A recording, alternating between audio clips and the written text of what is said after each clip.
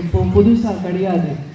ஆனால் 2007 பாலிவுட்டில் ஒரு ஹீரோயின் கரீனா கபூர் அவர் ஒரு டயட் ஃபாலோ பண்ணி ஸ்பெஷலி யோகா பண்ணி நிறையா சூரிய நமஸ்காரம் 108, 144 அந்த மாதிரி சூரிய நமஸ்காரம் பண்ணி திடீர்னா சைஸ் 0 கொண்டு வருதுக்கு அப்புறம் தான் நம்ம நாட்டில் திடீர்னா யோகாவோட ஒரு புதுசாக ட்ரெண்ட் ஸ்டார்ட் ஆகிட்டு. ஆனால் யோகா 2007 இல்லைம்மா 5000 years old ட்ரெடிஷன். நம்ம நாட்டில் நம்ம கல்ச்சரில் it is in our blood.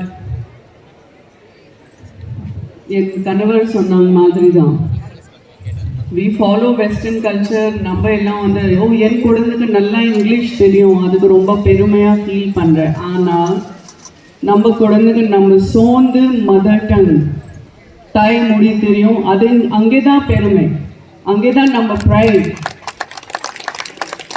English வேறு ஏதாவது லாங்குவேஜ் உங்களுக்கு ஒரு வேலை தெரியும்னா அது நம்ம பெனிஃபிட் தான்.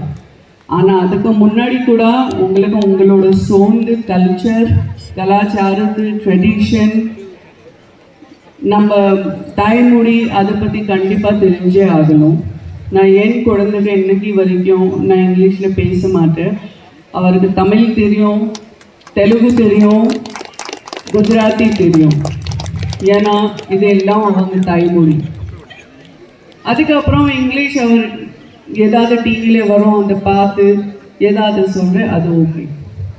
என் குழந்தைக்கு ஸ்பைடர்மேன் தெரியாது, சூப்பர்மேன் தெரியாது, ஆனால் ஜெய் ஹனுமான் கண்டிப்பாக தெரியும்.